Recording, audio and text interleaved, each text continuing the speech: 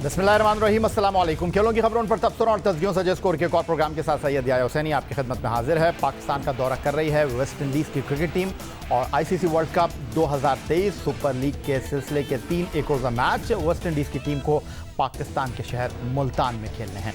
आज पाकिस्तान और West Indies की क्रिकेट टीमों के दरमियान 3 एक रोज़ा मैचों की सीरीज़ का पहला मुकाबला और टॉस वेस्ट इंडीज़ के कप्तान जीते और उन्होंने पहले बैटिंग का फैसला किया। Babar Azam, the captain of Pakistan, is here with the coin.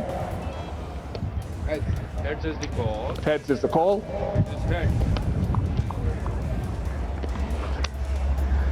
Nicholas, what are you going to do and why?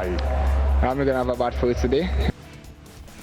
जी तो जनाब, वेस्ट इंडीज़ के कप्तान निकोलस पूरन ने इस एक रोज़ा मैच में टॉस जीतकर पहले बल्लेबाजी का फैसला किया। वो मुल्तान जहां दर्जे हरारत पाकिस्तान और वेस्ट इंडीज़ के दरमियान पहले एक रोज़ा मैच में कुछ 45 डिग्री से ऊपर रहा। पाकिस्तान के खिलाफ वेस्ट इंडीज़ के इब्तदाई बैट्समैनों ने एतमाद के साथ हल्के हल्के रन बनाने के सफ़र की शुरुआत की। हमारे साथ स्टूडियो में मौजूद हैं रोज़नामा जंग कराची के senior cricket correspondent Abdul Majid Bhatti साहब और टेलीफोन लाइन पर हमें ज्वाइन कर रहे हैं टेस्ट फास्ट बॉलर क्रिकेट के सिकंदर बख्त। पहले माजिद भट्टी साहब आपकी तरफ आऊँगा। पाकिस्तान और वेस्ट इंडीज़ के दरमियान ये पहला एक रोज़ा मैच, आपको लगता है कि अच्छा टॉस जीते वेस्ट इंडीज़ के कप्तान और उन्होंने पहले बैटिंग का फैसला किया? बिल्कुल याया, जिस तरह अभी तक 16-17 ओवर्स का जो खेल हुआ है उसमें तो लग रहा है कि वेस्ट इंडीज़ बिल्कुल सही आगे बढ़ रहा है। और देखें, पाकिस्तान के वो प्लेयर्स जो इंग्लैंड में काउंटी क्रिकेट खेल के आए हैं वो जिस तरह इस गर्मी में निढाल नज़र आ रहे हैं, तो ये कंसर्न की बात है कि हमने उनको एनओसी दे दिया, उन्होंने वहाँ जाके ठंडे मौसम में क्रिकेट खेल ली, लेकिन अब एंटी क्लाइमेक्स हो गया। इतनी सख्त गर्मी में आप देखें शाहीन शाह अफरीदी मुसलसल बाउंड्री लाइन पे कभी जूसेस पी रहे हैं, कभी पानी पी रहे हैं। इसी तरह हसन अली भी बॉलिंग के दौरान स्ट्रगल करते हुए नज़र आ रहे हैं। तो बहरहाल वेस्ट इंडीज़ को जो लोग कह रहे थे कि लाइट टीम है, पाकिस्तान शायद आसानी से उनको हरा देगा। देखें, जीत हार अभी भी हो सकता है पाकिस्तान जीत जाए, लेकिन वेस्ट इंडीज़ की ये टीम इतनी आसान नहीं है जितनी हमारे जो एक्सपर्ट थे थोड़े दिन पहले तक इस टीम के बारे में बातें कर रहे थे। अब्दुल माजिद भट्टी साहब स्टूडियो में हमारे साथ मौजूद हैं और टेलीफोन लाइन पर हमारे साथ मौजूद हैं टेस्ट फास्ट बॉलर सिकंदर बख्त। पाकिस्तान को पहली कामयाबी एक बार फिर शाहीन शाह आफरीदी ने दिलाई और वेस्ट इंडीज़ की पहली विकेट उन्होंने अपनी ही गेंद पर कैच करके हासिल की। 19 रन पर वेस्ट इंडीज़ की ये पहली विकेट गिरी। सिकंदर बख्त साहब को गुफ्तगू का हिस्सा बना लेते हैं। सिकंदर बख्त साहब, जिस तरह माजिद भट्टी साहब ने गुफ्तगू की कि शदीद गर्मी में पाकिस्तान के बॉलर्स इब्तदाई ओवर्स में बेहाल दिखाई दिए, अगरचे बाउंड्री लाइन पर पंखों का इंतज़ाम भी किया गया है और ड्रिंक्स ब्रेक भी रखे गए हैं, आप क्या कहेंगे? शाहीन शाह अफरीदी, हारिस रऊफ, हसन अली, कैसे लगे आपको? देखो, हमने आज सुबह भी डिस्कस किया था कि अब जैसा भी है मौसम गर्म तो है और उन्होंने अरेंजमेंट भी कर दिया कि पंखे लगाए हुए सब कुछ है, तो इन लड़कों को खेलना चाहिए। थोड़ा सा मैं भट्टी साहब की इस बात से वो कहूँगा, मतलब है कि एग्री नहीं करता कि ठीक है काउंटी क्रिकेट उनको खेलने देना चाहिए था। काउंटी क्रिकेट में एक तो वो पैसा भी बनाते हैं, साथ में उनको एक्सपोजर बड़ा अच्छा मिलता है और उनको तजुर्बा बड़ा हासिल होता है। तो मैं हमेशा कहूँगा कि काउंटी क्रिकेट के लिए मैं लीग्स को मैं नहीं इतना प्रमोट करता। ये जो 20-20 ओवर्स की जो लीग्स होती हैं ये उसकी मैं बात नहीं कर रहा, मैं काउंटी क्रिकेट की बात कर रहा हूँ जहाँ 3 दिन के मैच होते हैं। उसमें इन लड़कों को खेलने जाना चाहिए और इससे उनकी इम्प्रूवमेंट होती है।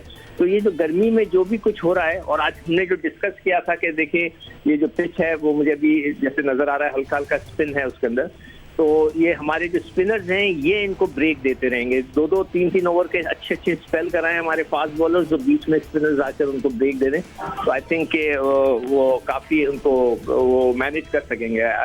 मेरे ख्याल से हो जाएगा मैनेज। सिकंदर बख्त साहब, खासे पुरुमीद दिखाई दे रहे हैं। मुल्तान का क्रिकेट स्टेडियम जो पाकिस्तान और वेस्ट इंडीज़ के दरमियान 3 एक रोज़ा मैचों की सीरीज़ के पहले मुकाबले की मेज़बानी कर रहा है, जहां टॉस वेस्ट इंडीज़ के कप्तान ने जीतकर पहले बैटिंग का फैसला किया है। पाकिस्तान ने आज जनाब वनडे डेब्यू कराया है मोहम्मद हारिस को, उनके ऊपर बात करेंगे। पाकिस्तान टीम की मिडल ऑर्डर बैटिंग कितने महफूज हाथों में है, इस पर गुफ्तगू करेंगे। और वेस्ट इंडीज़ की टीम अगर पाकिस्तान को एक अच्छा हदफ देती है तो पाकिस्तान टीम की आसानी के साथ हासिल कर लेगी या मुश्किल सूरत हाल का सामना करना पड़ेगा। ये तमाम गुफ्तगू एक ब्रेक के बाद।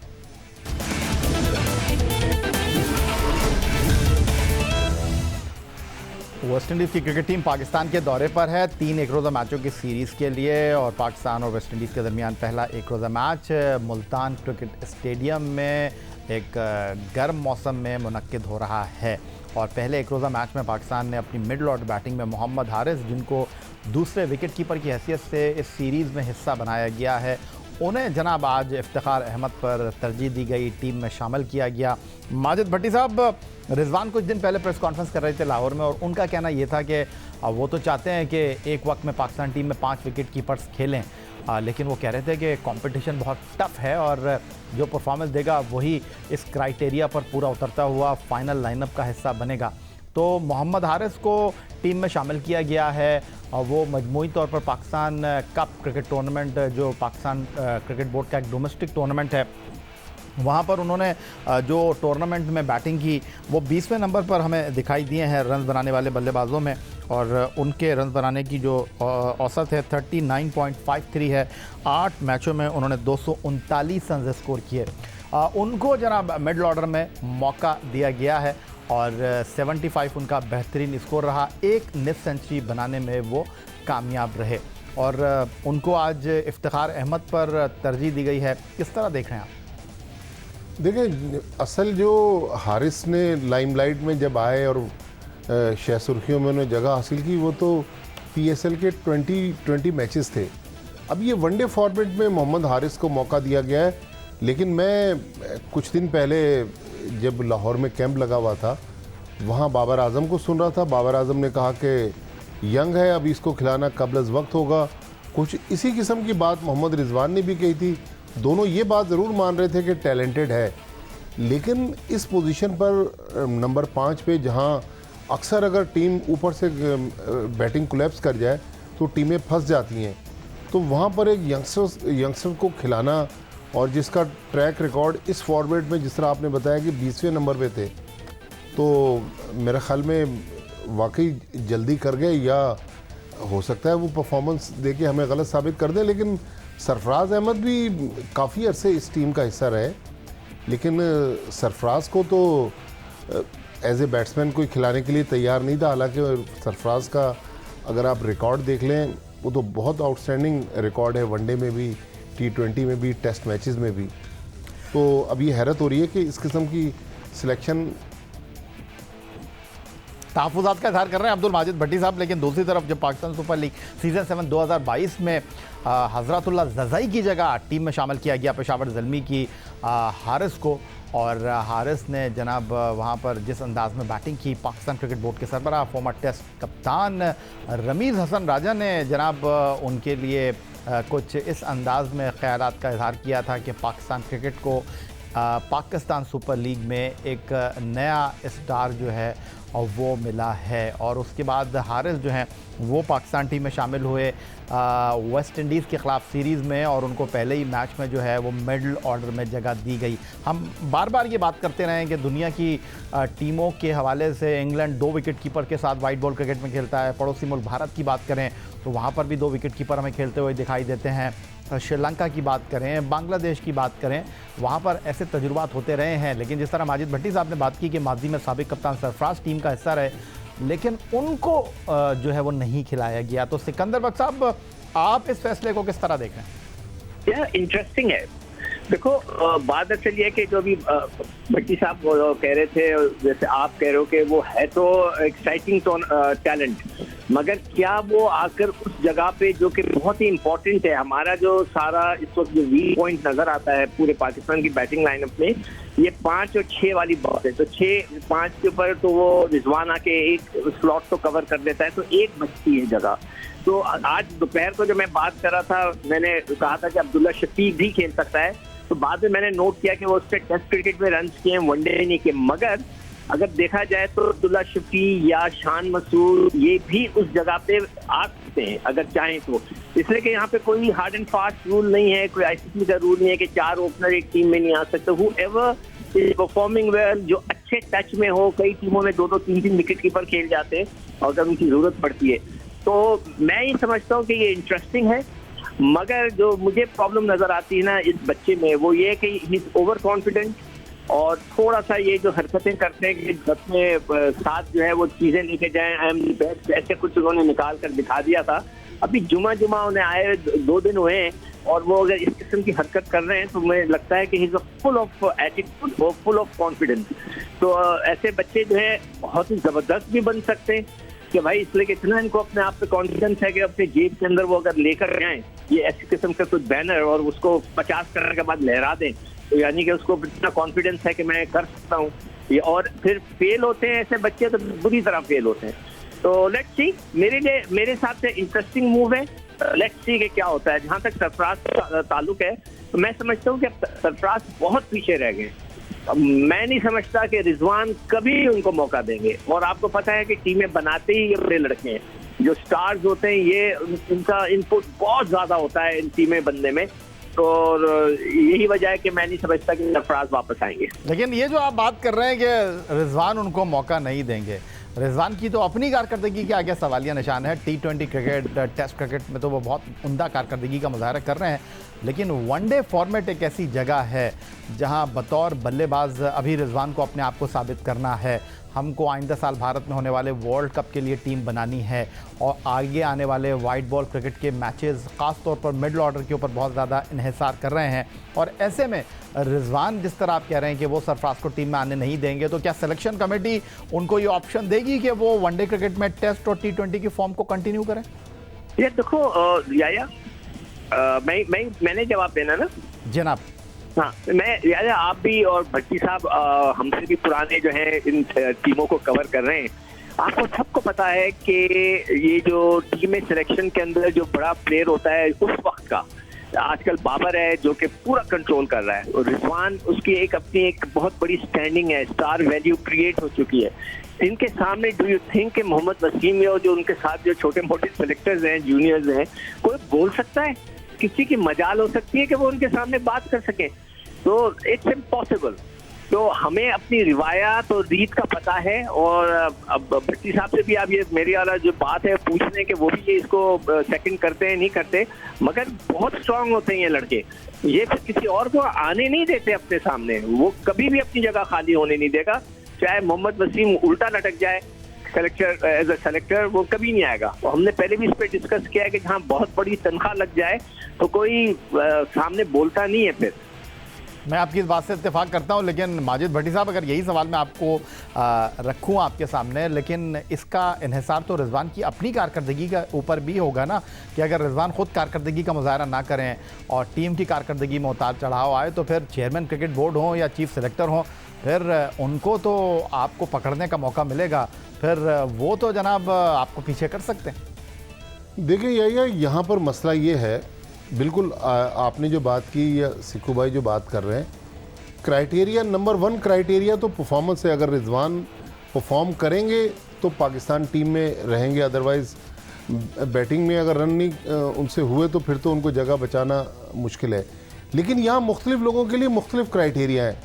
शान मसूद की जब बात हुई, रात जावेद मियादाद ने भी बहुत ज़्यादा सिलेक्शन कमेटी को लताड़ा है, क्रिटिसाइज़ किया है कि एक लड़का परफॉर्म कर रहा है और हम उसको खिला नहीं रहे पाकिस्तान टीम में। तो शान मसूद केस में बाबर आजम ने कहा कि वो चूँकि ओपनर खेलते हैं इसलिए हम उनको मिडिल ऑर्डर में नहीं खिला सकते, हम चाहते हैं कि वो ओपनर ही पाकिस्तान टीम में आए। तो इस वक्त तो 4 ओपनर तो पाकिस्तान टीम में हैं, तो इसका मतलब है कि इस ओपनिंग स्लॉट में तो शान मसूद की कोई जगह नहीं है। लेकिन अगर आपने किसी को एडजस्ट करना हो तो हारिस की मिसाल सबसे आइडियल मिसाल है। बिल्कुल आपने सही कहा कि चेयरमैन रमीज़ राजा ने PSL के दौरान कहा था कि ये फाइंड ऑफ द टूर्नामेंट है, और आज वो बात दुरुस्त साबित होगी कि पीछे से जब थपकी दी गई तो आप देखें कि माजिद भट्टी साहब, आपको नहीं लगता कि बाबर आजम की अपनी गुफ्तगू में, अपनी बातचीत में खुला तजाद है? एक तरफ वो कहते हैं कि जनाब वो टीम में ज़्यादा तब्दीलियों के हक़ में नहीं है, और दूसरी तरफ तो अपने आप को अभी तक साबित नहीं कर पाए हैं। इफ्तिखार और उनके सिलेक्शन के ऊपर भी बार बार सवालात उठ रहे हैं, और आपने इफ्तिखार की जगह जो है वो हारिस को मौका दे दिया। देखिए, जिस तरह की बाबर आजम बातें करते हैं, और अगर आप एक हफ्ते बाद उन बातों को रिकॉल करें और सुने जिस तरह उन्होंने मोहम्मद हारिस के बारे में कहा, तो या तो फिर एक हफ्ते पहले जो उनकी राय थी आज किसी और ने ये डिसीजन लेके उनके राय को चेंज करा दिया, लेकिन एक हफ्ते पहले तो वो बिल्कुल उसकी उलट बात कर रहे थे। तो इतना बड़ा क्रिकेटर दुनिया का जो नंबर 1 पोजीशन पर आईसीसी में दो फॉर्मेट्स में तो चल रहा है, लेकिन उसकी गुफ्तगू बाज़ दफ़ा इतनी सतही होती है कि हमें भी हैरत होती है कि ऐसा तो नहीं कि डिसीजन कोई और ले रहा हो और कंधा बाबर आजम का इस्तेमाल हो रहा हो। लेकिन सिकंदर बख्श साहब, आप खुद क्रिकेटर रहे हैं, पाकिस्तान टीम के ड्रेसिंग रूम में टीम मैनेजमेंट का हिस्सा बनकर मौजूद रहे हैं, पाकिस्तान टीम के सिलेक्शन में बतौर सेलेक्टर आपने माजी में किरदार अदा किया है। आपकी इस बात से मैं इनकार नहीं कर रहा कि जब खिलाड़ी का वक्त होता है तो उसको पकड़ना मुश्किल होता है, उससे फैसले करवाना मुश्किल होता है। और मैं यहाँ पर किसी की नीयत पर शक नहीं कर रहा, मैं यहाँ पर किसी के ऊपर जो है वो उंगली नहीं उठा रहा, लेकिन सवाल ये है कि आपने बिल्कुल वजह फरमाया कि सरफराज बहुत पीछे रह गए हैं और रोहेल नज़ीर जो अंडर 19 टीम के कप्तान थे, दौरा न्यूजीलैंड पर पाकिस्तान शाहीन का कप्तान बनाकर उनको भेजा गया, उनको भी दूध में से मक्खी की तरह निकाल कर बाहर कर दिया गया। मोइन खान साहब के फर्जंद आज़म खान की मिसाल हमारे सामने है, जिनको जनाब मेरिट की हम बात करते हैं, फिटनेस की हम बात करते हैं, धज्जियाँ उड़ाकर जो है T20 टीम का हिस्सा बना दिया गया। और अब जनाब अगर आपको डोमेस्टिक क्रिकेट में विकेट कीपर्स का चुनाव करना था तो बिस्मिल्लाह मौजूद हैं और बहुत सारे खिलाड़ी मौजूद हैं, लेकिन आपने सबको पीछे करके हारिस को मौका दिया। वक्त आने वाला बताएगा कि हारिस में कितना टैलेंट मौजूद है, बैनुल-अक़वामी क्रिकेट में वो क्या कर सकते हैं। लेकिन क्या मैं आपसे ये सवाल नहीं कर सकता कि कुछ दिन पहले तौसीफ़ अहमद साहब का ये कहना था हमारे प्रोग्राम में आकर कि जो टीम सिलेक्शन है, जो स्क्वाड के खिलाड़ियों का इंतखाब है, उसमें बाबर आजम से ज़्यादा विकेट कीपर मोहम्मद रिजवान का अमल दखल है। इत्तेफाक करते हैं आप इस बात? तौसीफ जो था खुद सेलेक्टर रह चुका है, ठीक है। जब वो सेलेक्टर थे तो वो उनकी जुबान नहीं खुलती थी, अब वो सेलेक्टर नहीं है तो उनके पास जॉब नहीं है तो वो बहुत खुलकर बात करते हैं, तो उनको ज़्यादा बेहतर होगा। मगर बगैर मैं तो उस मीटिंग कमेटी में नहीं बैठा, मगर मैं यहाँ से बैठ के कह सकता हूँ कि आप अभी कह रहे थे ना कि रिजवान की परफॉर्मेंस नहीं है, रिजवान की ही इज अ स्टार, लोग उसको बहुत ज़्यादा पसंद करते हैं because of his T20 impact. T20 का इम्पैक्ट ऐसा होता है कि आप देखें कि T20 से हर किस्म की टीम सेलेक्ट हो रही है। अगर आप T20 के अंदर आउटस्टैंडिंग परफॉर्मेंस दे देते हैं तो वो बहुत ज़्यादा शौक से देखी जाती है। अब वनडे सीरीज हो रही है, कई लोगों को तो पता ही नहीं है कि वनडे सीरीज हो रही है, T20 होती है, वो फौरन सारे देखते हैं, इसलिए वो शाम को होती। तो रिजवान जो है स्टार है, मगर जहाँ तक तौसीफ का ये कहना है कि ज़्यादा उसका इनपुट है, ये मैं कुछ नहीं कह सकता। मैं किसी कमेटी का मतलब मैंने लीड नहीं किया, ना मेरी इनसे बातचीत है, तो मैं ये नहीं कह सकता। मगर ये मैं गारंटी से आपको कह सकता हूँ कि बाबर और रिजवान मिलकर ही टीम बनाते होंगे, फैसले इन्हीं के होते होंगे। एक याहिया इसमें तौसीफ अहमद की बात में मैं ऐड कर दूं कि तौसीफ अहमद मोहम्मद रिजवान का माइंडसेट इसलिए समझते हैं कि जब मोहम्मद रिजवान पाकिस्तान ए टीम के कप्तान थे तो काफ़ी अरसे तौसीफ अहमद मैनेजर भी थे, तो उनको पता है कि मोहम्मद रिजवान क्या सोचते हैं और उनके काम करने का क्या अंदाज है। कुछ ऐड करना चाहेंगे सिकंदर बख्श साहब आप? तो बिल्कुल सही कह रहे हैं भट्टी साहब, इसलिए कि मैंने जैसे कहा कि मेरा तो इनसे कोई भी ताल्लुक हुआ नहीं है, तो तौसीफ का रहा होगा। जैसे अभी भट्टी साहब कह रहे हैं वो मैनेजर भी रह चुके हैं, तो उसको सब पता होगा कि वो कितना इन्फ्लुएंशियल है, कितना बोलता है, कितना उसकी अथॉरिटी है। और आपको पता है जो स्टार होता है तो उसके पास तो अथॉरिटी आ ही जाती है। तो ओवरऑल आप किस तरह देख रहे हैं वेस्ट इंडीज़ के खिलाफ इस सीरीज़ को? सिकंदर बख्श साहब, हमने पिंडी में 3 एक रोज़ा मैचों की सीरीज़ जिम्बाब्वे से खेली और एक मैच हम हार गए, फिर उसके बाद ऑस्ट्रेलिया के साथ हम इस सीरीज़ से पहले 2 महीने पहले लाहौर में 3 एक रोज़ा मैच खेले, पहला मैच हम हार गए। तो वेस्ट इंडीज़ के ख़िलाफ़ तो यहाँ पर टीम पाकिस्तान पेपर के ऊपर उनसे काफ़ी बेहतर दिखाई दे रही है और ये ICC world cup 2023 super league का हिस्सा है सीरीज़। तो यहाँ पर आपको क्या लगता है, पाकिस्तान को 3-0 से फिनिश करना चाहिए या वेस्ट इंडीज़ की टीम हमें कोई सरप्राइज़ देने की अहलियत रखती है? देखिए, सरप्राइज देने की तो अहलियत रखती है, वेस्ट इंडियंस का कुछ नहीं कह सकते, कोई भरोसा नहीं है और ये एनी टाइम बहुत ज़बरदस्त किस्म की सरप्राइज दे सकते हैं। मगर ये अभी जो हम मॉर्निंग में शो कर रहे थे न्यूज़ के लिए, जियो न्यूज़ के लिए, तो जो सीरीज़ हो रही है, ये वर्ल्ड कप सीरीज़ जो हो रही है, इसके अंदर पाकिस्तान की पोजीशन इतनी मज़ेदार नहीं है। हम 9वें नंबर पे हैं और वेस्ट इंडीज़ 10वें नंबर पे हैं, तो हमें हर हाल में जीतना है, तो ताकि हम हॉकी की तरह जो है ऐसा ना हो कि डिस्क्वालीफाई कर जाएं वर्ल्ड कप के लिए, जो कि मैं नहीं समझता कि होगा। हम किसी ना किसी तरह 8वें नंबर तक आ जाएंगे, तो हमें हर हाल में ये सीरीज जीतनी है, अच्छी तरीके से जीतनी है, और अगर खुदा ना करे 19-20 हो गए तो हमारे लिए तो इससे बड़ी शर्मिंदगी की क्या बात होगी कि दुनिया के बड़े बड़े खिलाड़ी जो नंबर 1, 2, 3 हैं वो पाकिस्तान टीम में है और हम जो है क्वालिफाइंग राउंड खेलेंगे। तो मैं कहता हूं कि जी हर हाल में आप जीतें और पाकिस्तान की इज्जत का सवाल है, हम 8 की पोजीशन में आ जाएं ताकि हम डायरेक्ट जाके वर्ल्ड कप खेलें, हमें क्वालिफाई ना करना पड़े। बहुत शुक्रिया आपका सिकंदर बख्श साहब हमारे साथ टेलीफोन लाइन पर मौजूद थे। अब्दुल माजिद भट्टी साहब हमारे यही था जनाब आज का हमारा ये प्रोग्राम। ट्विटर पर आप हमें फॉलो कर सकते हैं, फेसबुक पर हमारा पेज score.geo न्यूज़, जहां जाकर आप इस प्रोग्राम के क्लिप्स एक बार फिर देख सकते हैं और आप हमें ईमेल कर सकते हैं, अपनी राय से आगाह कर सकते हैं score@geo.tv पर। इस दुआ इस उम्मीद इस तवक्को के साथ कि पाकिस्तान में खेल और खिलाड़ी तरक्की करते हैं। सैयद याहिया हुसैनी को स्कोर की पूरी टीम के साथ अगले प्रोग्राम तक के लिए इजाज़त दीजिए। अल्लाह हाफ़िज़।